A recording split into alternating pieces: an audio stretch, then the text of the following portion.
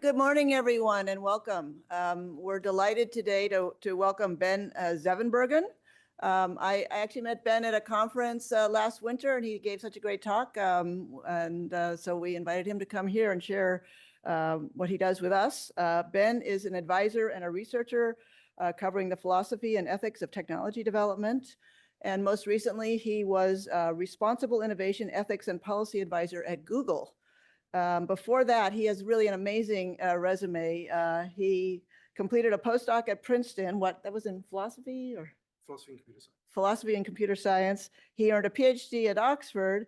He worked in tech policy in the European Parliament, and he practiced as a tech law attorney in Amsterdam. So he's had really a remarkable career. And he's particularly passionate about interdisciplinary collaboration across academia, industry, government, and policy, exploring how technology can be designed and implemented responsibly in society. And Ben is currently launching his own venture. So please join me in welcoming Ben. Thank you so much, Natalie. And yeah, it's so great to be here. I'm super excited. I've been looking forward to this for weeks now. Just a couple of things that I want to say today. I'll go into a lot more detail, but I want to start off by saying that in the work that I've done, I've always advocated for technology and science to never be neutral artifacts. They're always value laden. And when you design things, you're also designing humanity at the same time. And then, for technologists or for scientists, that means that the choices you make in your work, they're actually ethical in nature, because you can go this way or you can go another way, and the effects would be profound or could be profound. So then the question is, if you do choose to accept that, then what do you do? And that was kind of my challenge at Google. I'll talk a little bit about that in a second. But first, just to add to the bios, I used to actually be a musician. I started playing the drums at high school. I went to the conservatory afterwards, worked at a record company. And at the record company, I noticed that they had no conception of the internet and what it was going to do to music. And they wanted to sell CDs and not join that innovation. So I thought, if these are the people who are going to be in charge of my career, I better be a lawyer and actually start helping these startups that are going to be doing useful things rather than being part of this aged structure. So I became a lawyer, went back to the Netherlands to study. I became a tech lawyer. For many anecdotes I can tell about that time, but I felt it was really hard to be a technology lawyer. Most of the time, I felt that my work was trying to. This is over in Europe. I'm sure it's different here with the common law system. But we had laws written in a prior technological era. Those words described that era in some way. We'd moved on. My clients would be innovative companies trying to do new things. So we would argue about, can we stretch the meaning of the particular words to the current situation? And then the other party would argue the opposite. So it was basically semantics, and we weren't actually getting to furthering the technology law. Sometimes it would happen, but I thought it was frustrating. So I went to policy to help write those laws. And we spent a great time in the European Parliament working with the European Commission and also with Congress to think deeply about how should we regulate this. But an issue I found there was that if you find an issue to regulate or you take an old law and you want to improve it, it'll take about 4 years for it to actually be enacted, and then maybe another 2 years after that. You get a notice period or something like that, typically. So 6 years later, you're regulating the world of 6 years ago, and the world has moved on. Of course, it's still useful. There's a lot of useful thought that went into it. But if you're at this bleeding edge of the innovation and of science, it's not always as useful. So you need a lot more than just the legal tools and the policy tools. That's not to say that lawyers don't do that. There are amazing and smart lawyers that are able to do that. But I wanted to go study it. So I went to do a PhD. And I came to Oxford and I told them, hey, I sense a problem here. I don't know what to do about it. The law is not catching up with technology enough. And I think there's something interesting there. And as we were talking, they said that I was asking philosophical questions. I wasn't aware of that. I'd never really looked into philosophy much at the time. But the philosophy department took me under their wing and showed me how to formulate philosophical questions and then answer them and deal with them in practice. And my focus had always been computer science, research, consumer products, but it's in a digital sphere, and of course, the future of music and that kind of content. So then I went to Google. When I joined Google on my first day, I was greeted by the head of machine learning, and she said, I know we need ethicists. I don't really know what ethicists do, so can you go figure that out? Take 6-12 months, do as many projects as you can, report back to me after that, and then we'll sort of make your job description out of what did work, and we'll just forget the things that didn't work. So I think that's sort of what I'm coming to present here. It's a bit of a reflection of the types of things that I used to say to people at Google. And this would range from people working on the YouTube algorithm all the way down to people trying to figure out the next step of machine learning and generative AI and those things. So it's very applied product development all the way down to relatively fundamental research and everything in between. And what I typically did was me talking at people with philosophical words didn't really help anyone. So I just started drawing graphs, and I noticed that as you draw graphs and make other people draw graphs, you can actually create an interdisciplinary understanding that is of much higher value than a 45-minute talk using words that the audience might not fully understand. So here's one I drew, which tried to sort of justify my own job at the time. And here you see, the line of technology going up exponentially, and the line of the law being above technology. But then let's say that inflection point is around the late 90s, early 2000s. That's when we noticed that actually technology was moving so fast that the lawyers and legislators were trying to keep up, doing a good job in some respects, but because technology was moving so fast, you had that gap between the two.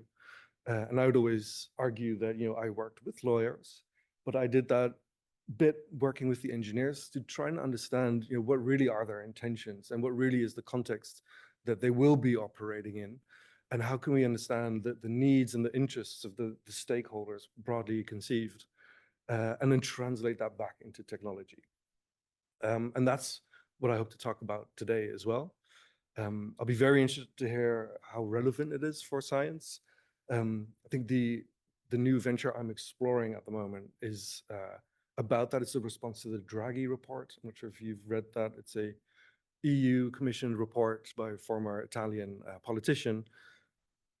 He said basically Europe has missed out on the internet economy and the social media and the AI economies.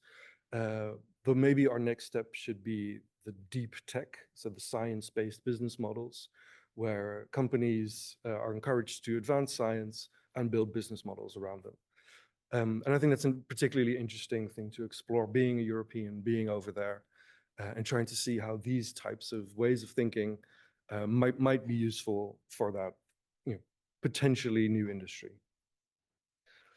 So here's, I'm sure you've seen many graphs like these. All I wanted to say here is that I've been working mostly sort of from the middle to the right in the last 5-6 years. And I'm sure all of you are mostly on the left side of that graph. I have done a lot with applied science, especially with machine learning research. I don't have as much experience in fundamental science and the ethics and sort of philosophy around that. So that's to come, but I think there's a lot from here that will be useful to inform that part over there. Just a few things on what this talk is not about. I think these are very useful things to mention, but just to sort of get them out of the way.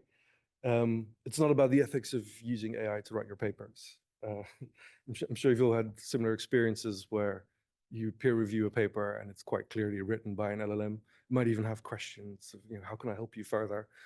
And it's quite frustrating as a peer reviewer. It's also not about research ethics. My PhD was on that, but that's maybe for another time. It's also not about LLMs as ideation partners, although I do think that's a particularly interesting use case of large language models in science, if done well, of course. And it's also not about dual use concerns. I'm sure that's something that's on top of your mind at all times. I think we can all agree that all tools can be used for good and for bad, and that you can figure out ways to not do the bad things or not encourage the bad things and incentivize the good things. I think some examples that I've been thinking about as I was trying to think what would be useful to talk about at the Berkeley lab is things like, biotech, DeepMind's AlphaFold, there's this European company called Cradle, particularly interesting use cases of generative AI, trying to figure out, how are proteins actually shaped? How can we shape new ones? How can we understand science based on proteins and accelerate that significantly? Then the materials projects here at Berkeley, I think is a particularly interesting use case for the types of technologies I'm thinking about. And then slightly more hypothetical, but we heard about this at the conference and when Natalie and I met, is the use of AI systems to manage resource allocation in settlements on other celestial bodies. Blew my mind when I heard about that, but I really thought that's a perfect use case for the types of things that I like to talk about here. Okay, so I've divided this talk into 3 parts. The first part is a slightly more elaborate version of what I typically say to a team at Google when we start working together. The second part is going to be about some typical responses to that. And then the third part is about the method that we set up at Google to help engineers and scientists think more clearly about what it is that they're doing. So I've called this the grand theories of thinking differently about science and technology. When I put this together, I felt like this guy, I'm not sure if you know this show. It's a funny show, and it's always sunny in Philadelphia, I think. But this is really what it feels like when you're grappling with the history of philosophy and how we've talked about technology and science over the years.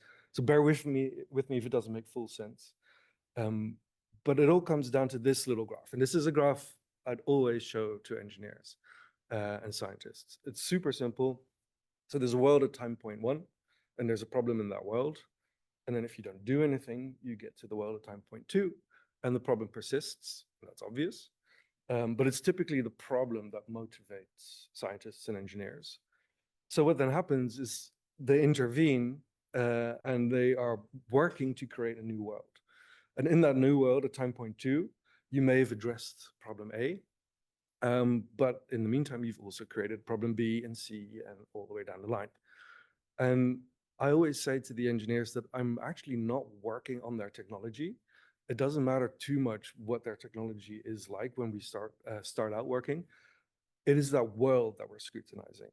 We are trying to imagine the different types of worlds that they could be making and why those worlds are the right ones to be making. I'll go into a lot more detail of that in a second.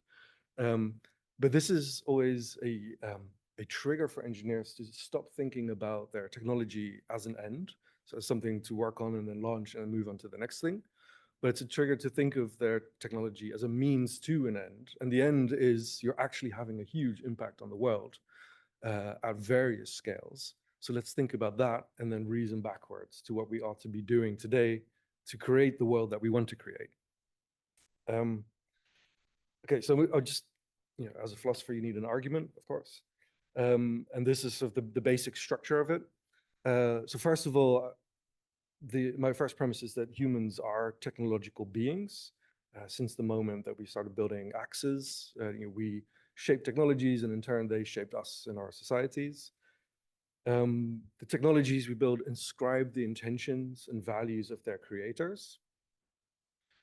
The third premise is that human technology evolution is an autonomous force. It's very hard as individuals to stop the force of technical development. So therefore, the decisions by technologists and scientists actually shape humans' worlds in practice. And therefore, technologists and scientists are, at least in part, but to an important extent, responsible for human, social, and technical co-evolution. I'm not sure if you fully agree with this. I'm going to try and make my point. Happy if you don't, and might be a good discussion.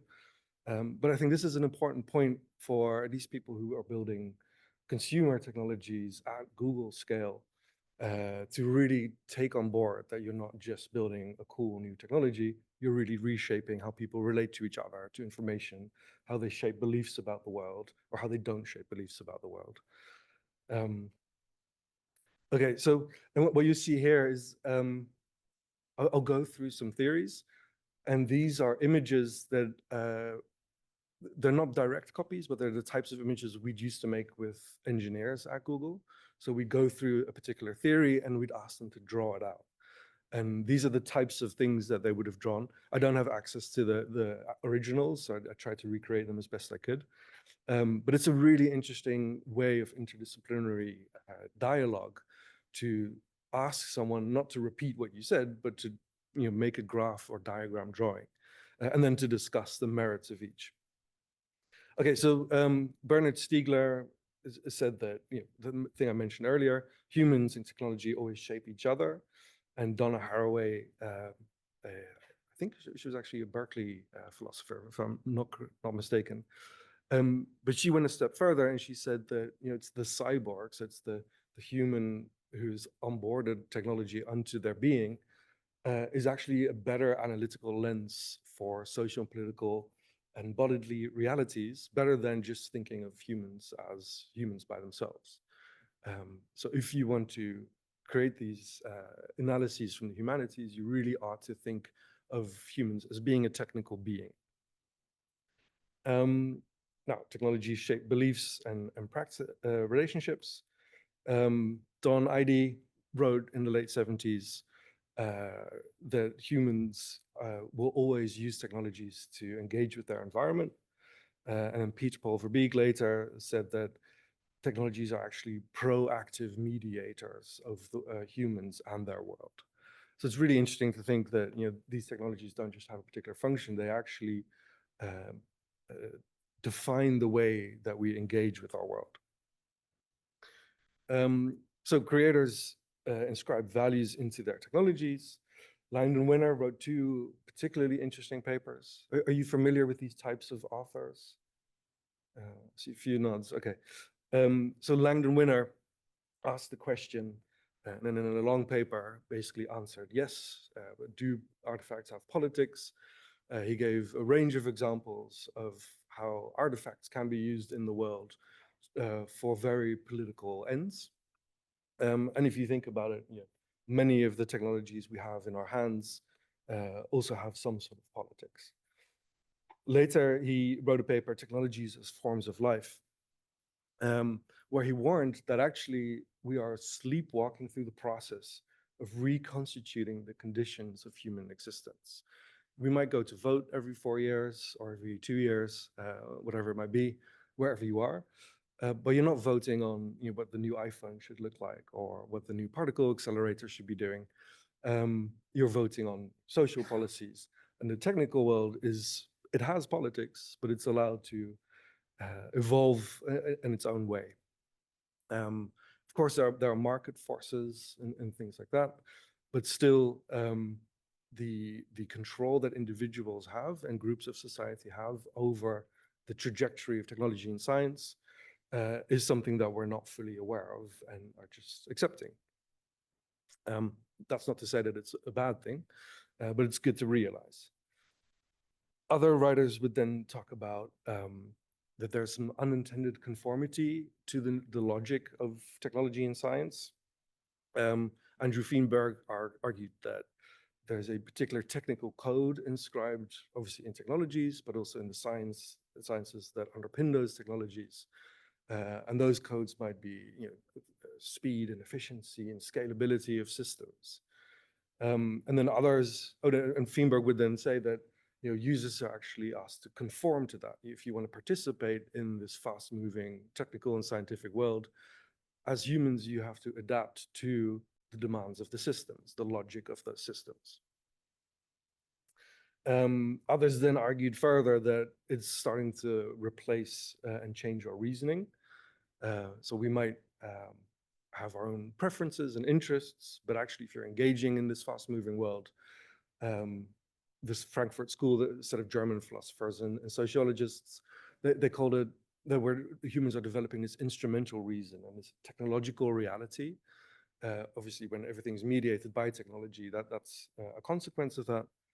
And then they went as far as saying, technology is a tool of domination. It can be used by those in power on purpose or inadvertently to dominate humans and to make sure they act in the ways that they want. Now, the last slide, this is the sort of the doom slide. Even in 1954, Jacques Ellul, this is a book that's being rediscovered at the moment. There's a lot of podcasts about this because 60, 70 years ago, 80 years, well, a long time ago, Jacques Ellul already predicted basically what's happening today. And he's saying that basically technology is the totality of methods that have been rationally arrived at based on this idea of absolute efficiency. And that in turn is becoming an autonomous and inescapable force that is self-augmenting. And we humans have actually lost control of where it's going.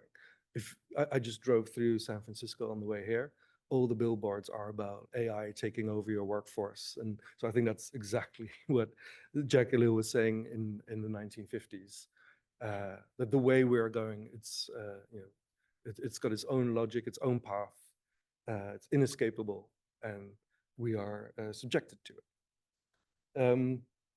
Oh yeah, and then I have one more slide, actually.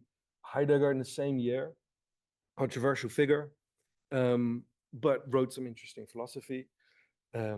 What he said is that as we become more technically proficient and as we conduct more science, we are creating a lens based on all the other things, a lens that is forcing us to see the world, but also ourselves as a collection of resources to be managed and to optimize for certain things. Might be for efficiency, or might be for something else.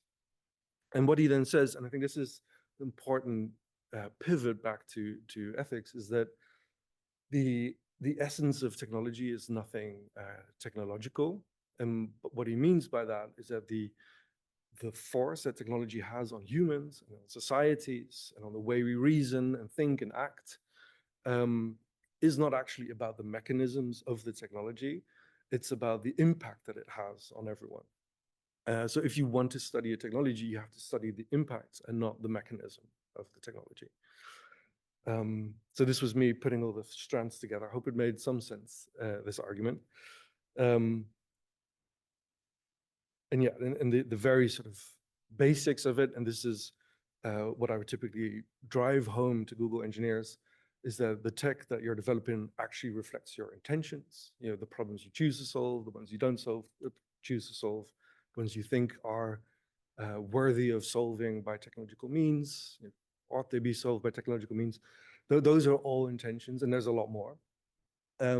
And then as you are inscribing your intentions into the technologies, you are shaping the beliefs and the relationships of millions and billions of users.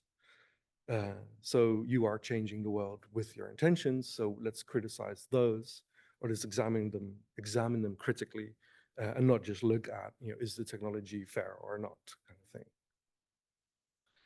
thing. I just have a quick reflection. I was at this conference at Stanford last week. It was an AI safety conference, and I thought it was exemplary for what I'm trying to explain here.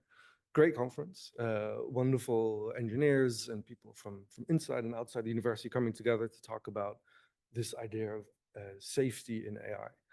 And what I noticed was that almost everyone was talking about safety as a reliability or robustness issue. Can drones find their way, and will they harm people when they fly, for example? Or can trucks drive safely through streets? But I was arguing that actually it should be AI safety as social impact and not as just a technical issue. And the reason is that I think there's three key harms that we see with generative AI moving into our world now, that autonomous force.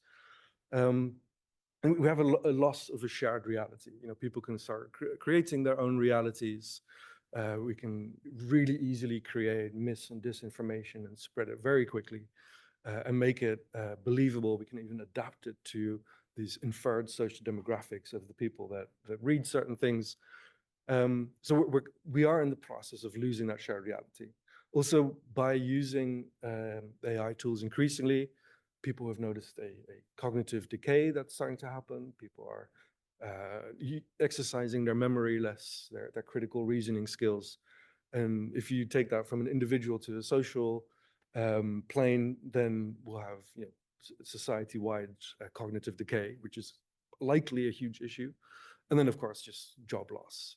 I think it was the OpenAI CEO, of course, a bit of a hype man, but he said that in the next 5 years, 40% of jobs will be replaced. I don't believe that, but that's the sort of thing that this autonomous force is working towards. And none of these are reliability or robustness issues. So it was quite eye-opening to say that at the conference and then hear the responses that people came to me and said that they hadn't thought about their technologies in this particular way. They always just thought that they had to solve for reliability and robustness. So yeah, that's the point there. But so these philosophers that I mentioned, they're not just doomsayers. They see themselves as diagnosing the issues that they've been seeing in the world. And they write their papers not to scare people, but to call people to action. So a typical thing that they'll say is, or here are a few. Donna Haraway said, she'd actually rather be a cyborg than a Greek goddess because she prefers the control that she has over which technologies to and not to include in her life. There's a wider argument there. Someone else said that, we've diagnosed this problem and actually what we need is more democratic rationalization about the trajectory of science and technology. And Heidegger really wrote a very doom type paper about technology, but he said that once we understand this, we need to pay heed to the essence of technology and not just only focus on the efficiency paradigm of technology. So yeah, all of that is to say, or to summarize, I think to some extent by this super simple graph, that it's the hypothetical world that you're creating that needs to be scrutinized. And from there, you can scrutinize the mechanisms of technology and science to see whether you're actually on the path of where you want to be. But if there are questions or criticisms, I'm super happy to take them. Okay, so we'll move to, yes.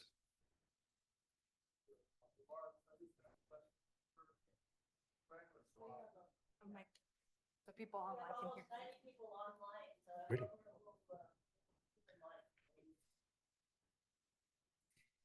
Yeah, thank you for your thoughtful remarks.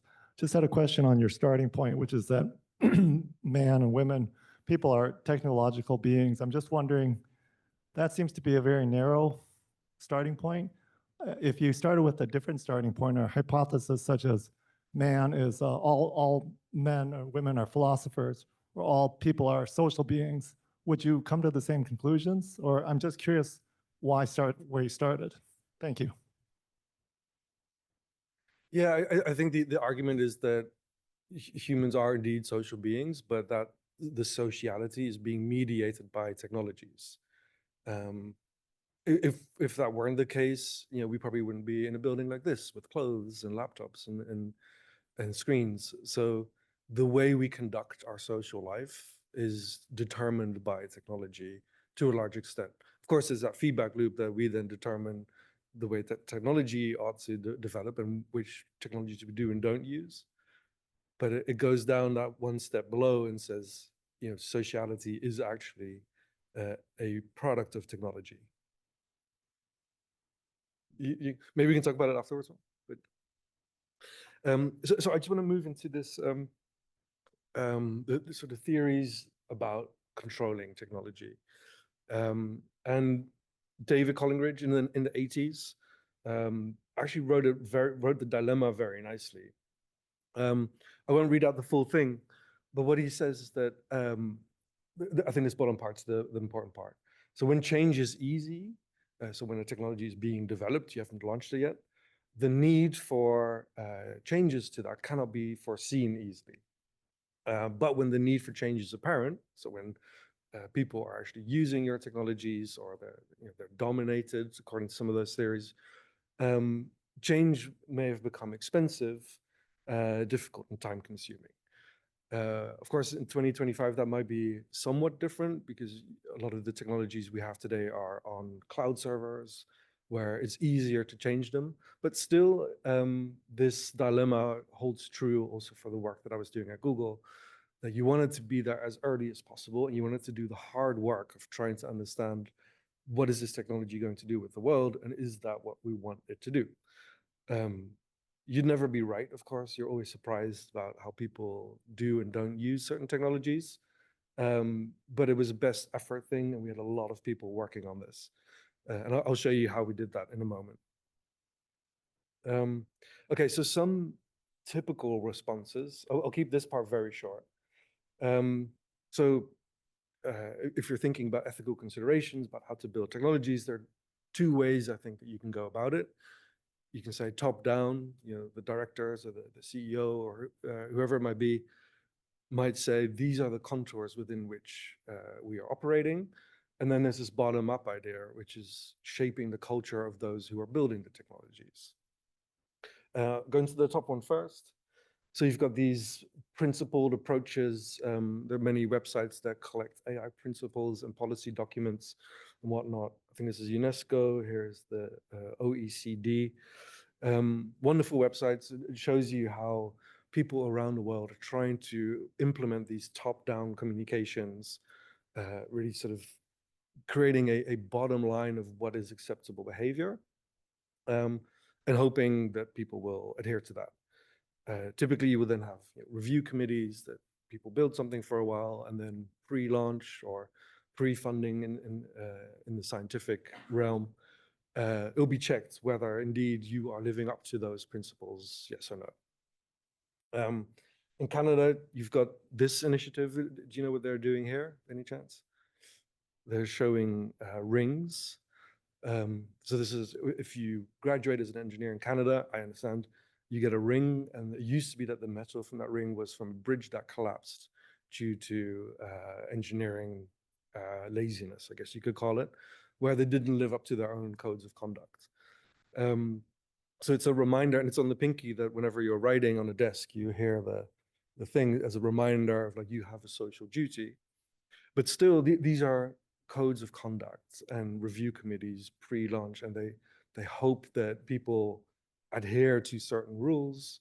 And if they don't, I've seen many cases where it's sadly let through. I think in science it's a bit stricter than in technology companies. So what we then did at Google was we saw the problem of people working on a project for 2 years, say, trying to launch it. Other ethicists would then come with their thumbs up or thumbs down decision. If it's a thumbs down decision, you've upset a whole team of engineers. They've wasted 2 years of their career.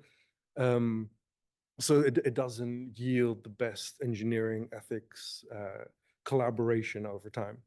So what we tried to do is this sort of bottom-up approach. The top-down was in place. It was fine. It wasn't very popular, but it did its job to some extent. But what we tried to do is really work with the engineers to give them the tools to take their responsibilities as engineers who are developing tools for millions and billions of people. So we called it moral imagination based on this theory from the 1990s. It has a longer history. I'll show you that in a moment. Patricia Werheim defines the method of moral imagination as accepting that your own perspectives are always going to be limited. It doesn't matter if you're a team of 25 engineers and scientists. You might even be from India and Japan and America and the Netherlands. It doesn't matter because the background that people typically have in these teams is very similar. You've learned a very similar language of identifying and solving problems. So she invites people to who are building technologies or who are making big business decisions to broaden that scope. And to do that, you have to actually, I don't want to say open your mind, but in some ways that is what I'm trying to say.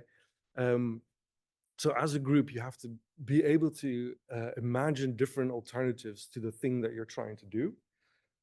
Try to understand different viewpoints critically, and actively engage with those and see if it comes up with new considerations for the work that you're doing or with new approaches. Maybe it gives you signals that you probably ought not to be doing something. I'll go into how we operationalize that in a moment. But there's the long history of this. I won't go through each theory, but in philosophy and ethics, people throughout the ages have said that you really need to be able to take a step back, 2 steps back,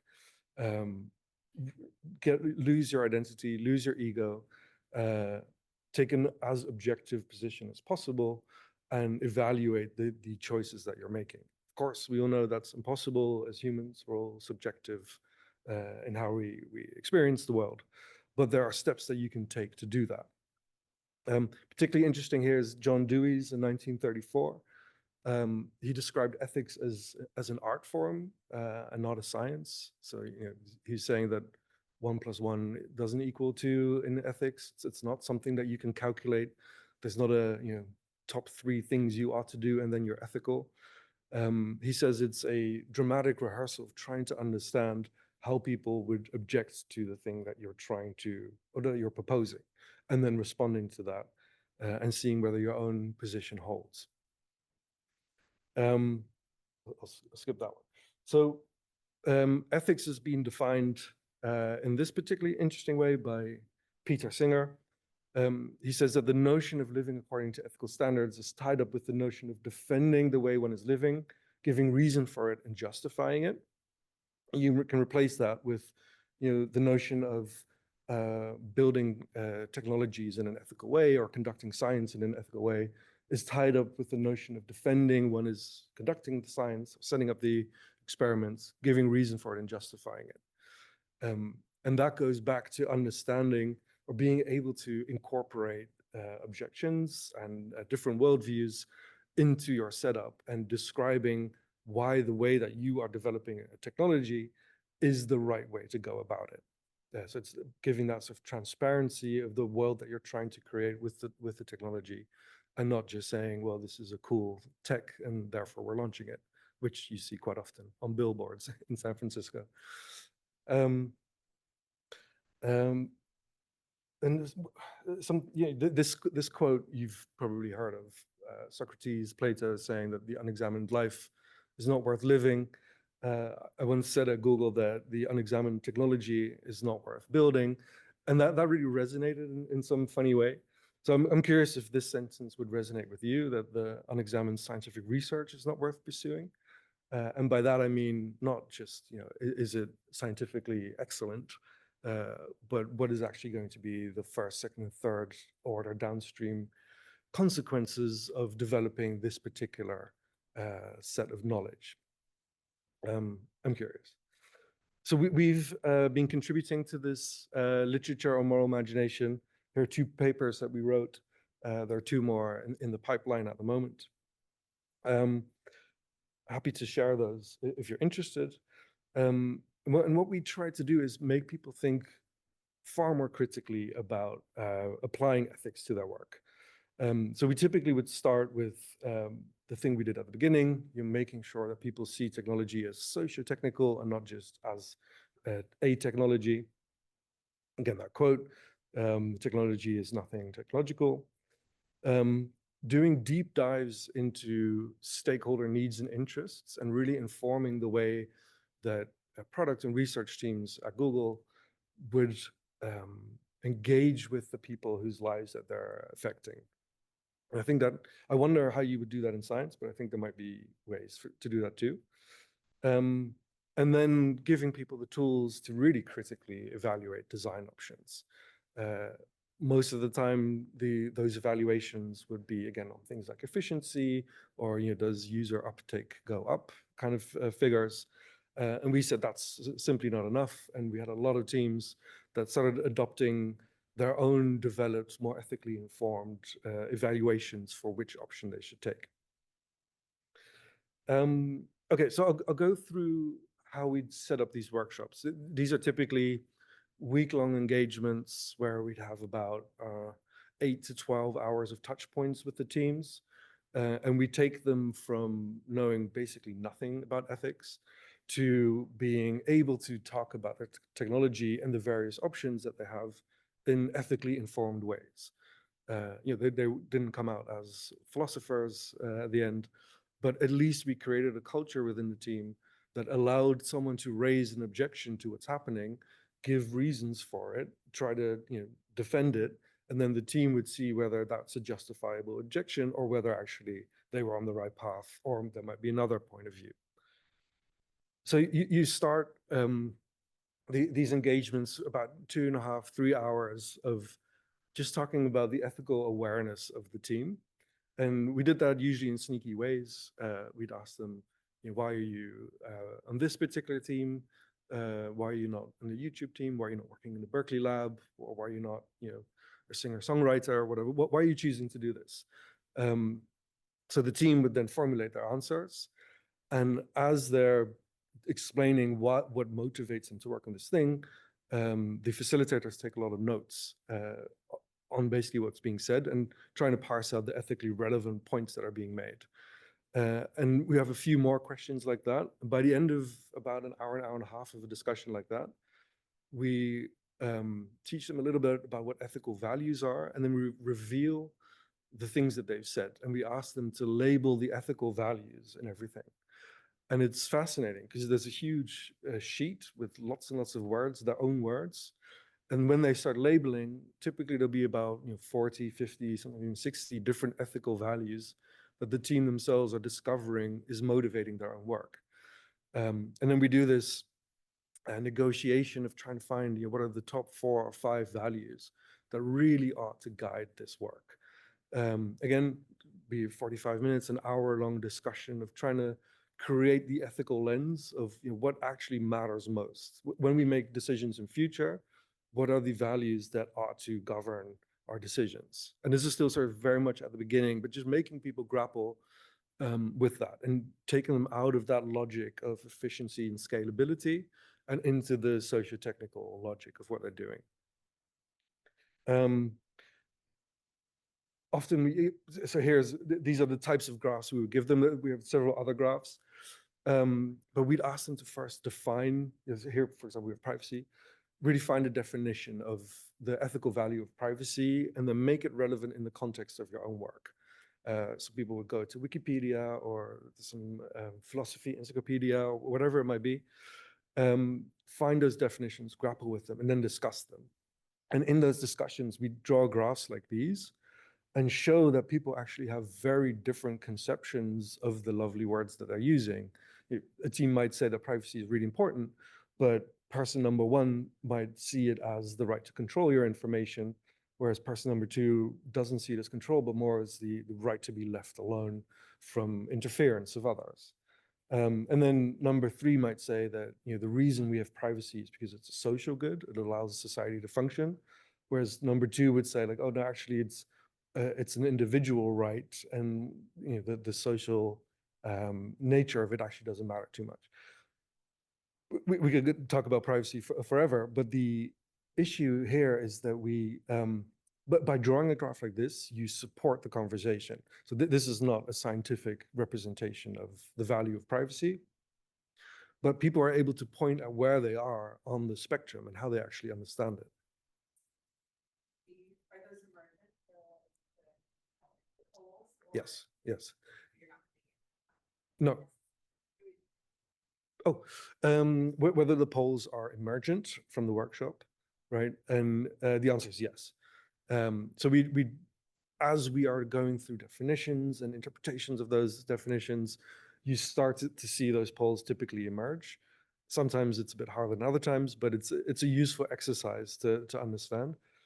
And then you can use this as a way to make people stand up and point and say, I think we're here. And someone else says, I think we're here. If you don't have a graph like this, it's much harder because people have these strong attachments to how they see particular ethical values and are not able to conceptualize other ways of seeing them, especially if they're not trained as ethicists or lawyers. So these types of graphs, again, are so useful for interdisciplinary discussions on the socio-technical aspects of this type of work. So once we've gotten an understanding of which ethical values should guide our work, we get to the phase of deliberation. Typically, ethical values are not always compatible. They will be in tension either immediately or down the line. I'll show some examples of that in a moment. And we really try to tease those out. So we use, generated a nice picture for you of where we get people to think or apply science fiction to their own work and put it 5 or 10 years into the future and deliberate that future. At Google, we had the luxury of lots of science fiction writers working at the company who met with our team once in a week, and we'd explain to them the technology that we're scrutinizing the week after that.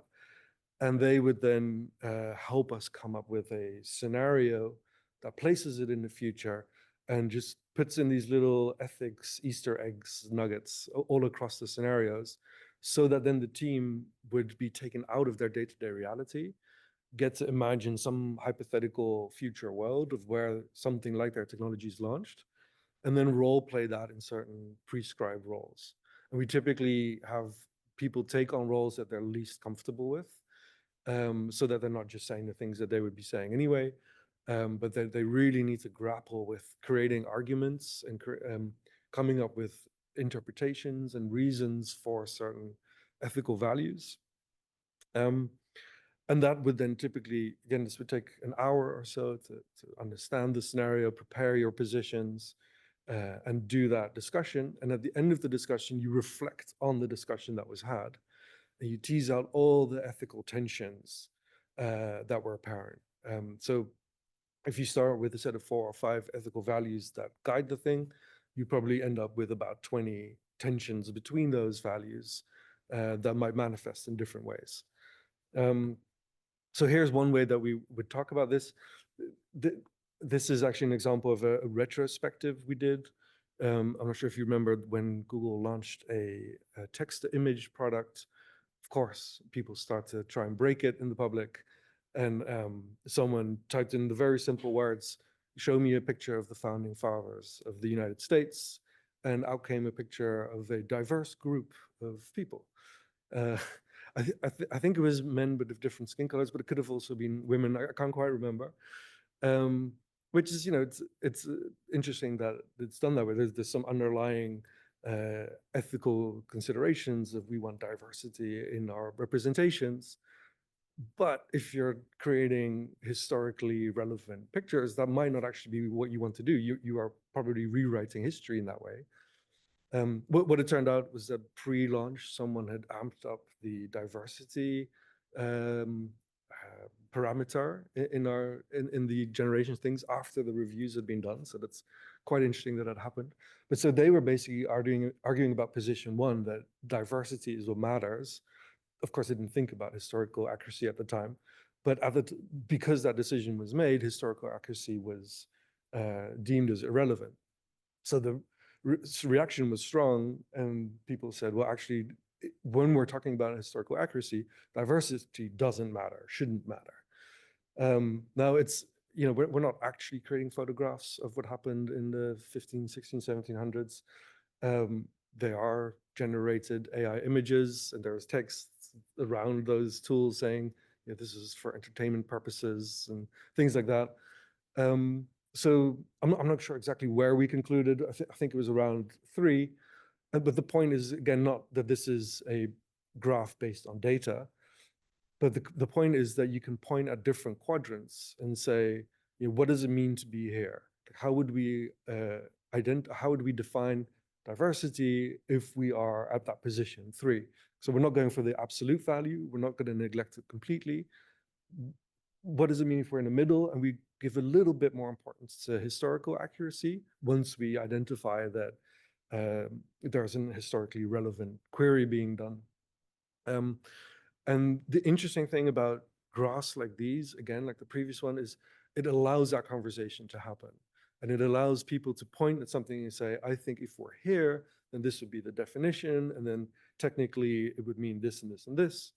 And then someone else might point to the one next to it. And then you have a structured argument rather than a set of opinions and egos shouting in the room about their worldviews. Yeah, we made many of these. This is a very typical one where latency reduction is sort of the efficiency value, and then user well-being is always this wonderful ethical term that people come up with, but they never really know what it means. We always ask people to pinpoint where in the technology stack a particular ethical value is uplifted, and user well-being is always the fun one because people just don't know. But when you start thinking about it critically, there's a lot that you could do to uplift user well-being. You can do a lot of research and find out how people respond. Even so, what's a neurological research shows how people respond to certain technologies, and you can adjust the things that you do within your technologies based on the outcomes of that research. But then that would significantly reduce or increase actually the latency. So your efficiency would go down a lot. And it's really interesting to play around with these types of assumed goods. Reducing latency is always good at a company like Google. But actually, if you find something else important, let's engage with that latency then. And let's see where the trade-offs actually ought to be. So I haven't done these types of things in science, but I wonder whether that things like this might be interesting to try out as well. It looks very simple, but the process of getting there is actually quite complex. Unsure why this is here. Oh yeah, so what we then do is so we get a better understanding of where we want to be in those graphs, and that allows us to better understand, what the different worlds are that we might be working towards. If you place user well-being at the top, you might be in that world. Or if you think historical accuracy is nonsense, you might be in that world. So as you progress on those graphs and create some sort of understanding of where it is that you want to work towards, you then pick a world. So it could be this world over here. And then that gives you the ammunition and the tools to work back to the current world and understand better what it is that you ought to do to get us there.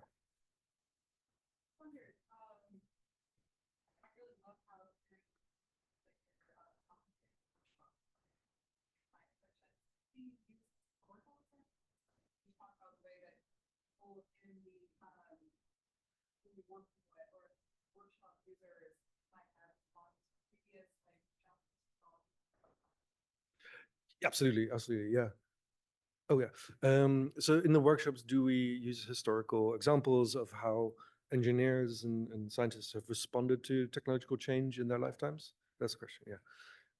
Yeah, absolutely. So I couldn't go through all the steps of the workshop because it's just far too many, but one of them is when we are thinking about particular values, we try to interpret it in the contexts within which we're operating.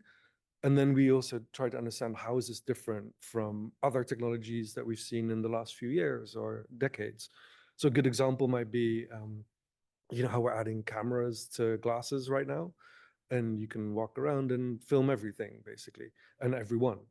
So the question was, what are some similar technologies? Well, Teslas were the first cars to have cameras everywhere. But the difference is you don't take your Tesla into the shared restroom. So what was appropriate for a car with cameras might not be an appropriate policy for glasses that can just walk around and engage with people. And so that's how we like to just really find out what the uniqueness is of the thing that we're working on, and what might inform it, and what information should actually be discarded because it's too different. Yeah, those discussions are a lot of fun. Yes, sorry.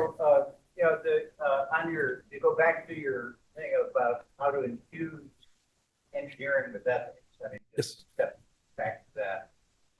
The National Academy of Engineering had a very series program on report workshops, so forth, about using engineering education with ethics. Actually, very thoughtful. And actually had a big impact on the undergraduate Nice. curriculum and engineering. But they've also realized that in many of the companies, maybe 8% of their workforce comes from U.S. engineering undergraduate schools.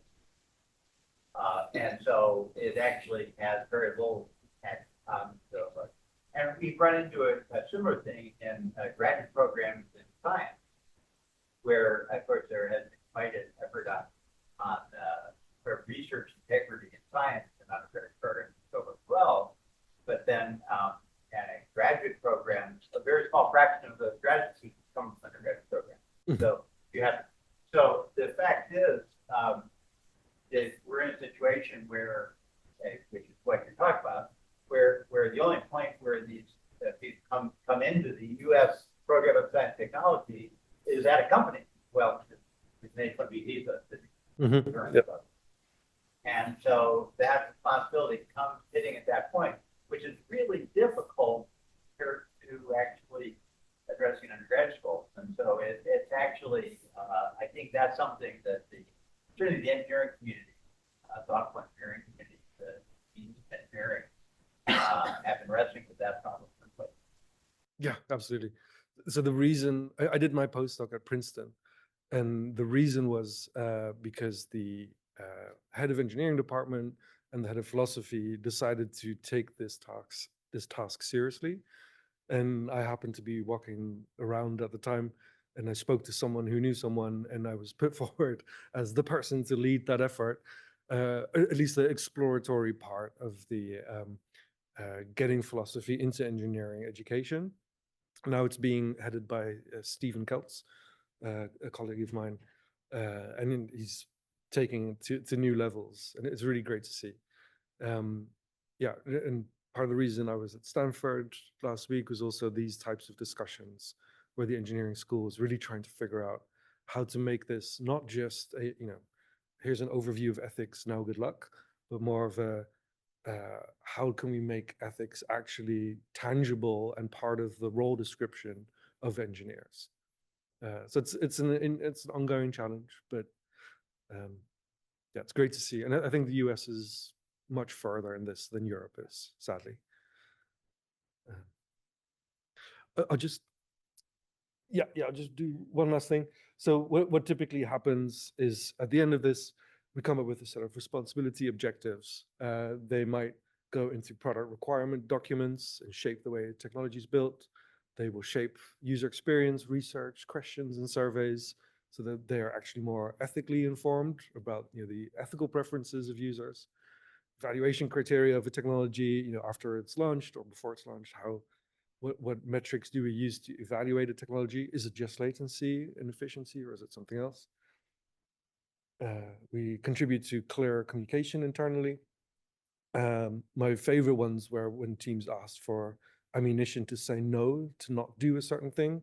The vice president might say like, "Oh, explore this," and then they deem it as unethical. So we work with them for a week to figure out what it is, what they need to say to justifiably refuse to do that. And all of that should contribute to this culture of ethics-based engineering and responsible innovation. And yeah, it was a wonderful time. And I think now it's time to leave Google and explore other paths.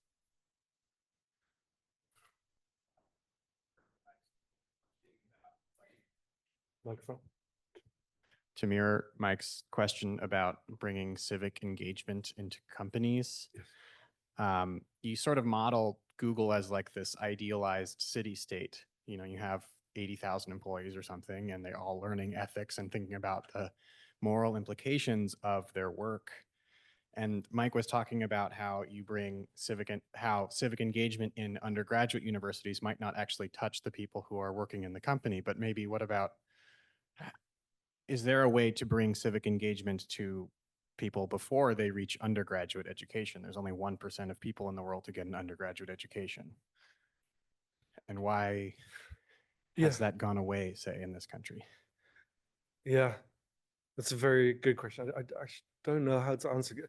My immediate thing would say that in popular media, we do engage with these questions. The science fiction movies are typically, philosophy disguised with future technologies. But so yeah, I wonder how you would do that. It's a good question. We have a lot of questions in the chat. Oh, we do? Oh, sorry. Why don't you pick a couple? Okay. Is it possible to be successful to change a culture of workplace? Example, how does one balance building technology with ethical intentions when underlying decision making is motivated by profit? Can you repeat the last part? Yes, it says, how does one balance building technology with ethical intentions when underlying decision making is motivated by profit? Yeah. So the thing we would typically say is that user trust or social trust in the ecosystem of Google's technologies is the most important thing, because that's where the money is earned in that company when people interact within the ecosystem. So it's not when you buy a particular phone or set up a YouTube channel. It's the engagement that drives the income typically. So if you lose trust, you will lose that engagement. And the trust of users is to a very large extent based on their ethical perceptions of this actor. Now, of course, these are huge companies and there are many alternatives. So that makes it a little bit more difficult that argument fully holds. But I think it's the sort of public responsibility that these companies have. And if they lose that legitimacy, they will also lose their income. And I think a similar thing can be said for science, is that you're publicly funded. It takes a set of scandals to lose that trust in science. We're already seeing some loss. I guess that's not self-inflicted.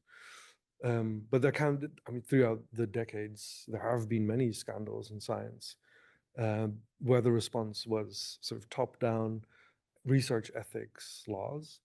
But I think to combat future, those are very reactive typically, and to make sure we don't have those types of scandals, these approaches could contribute to helping. I'm sorry. No, yeah, we're done. This was my last image. All right, well, let's thank Ben for a great talk. Thank you.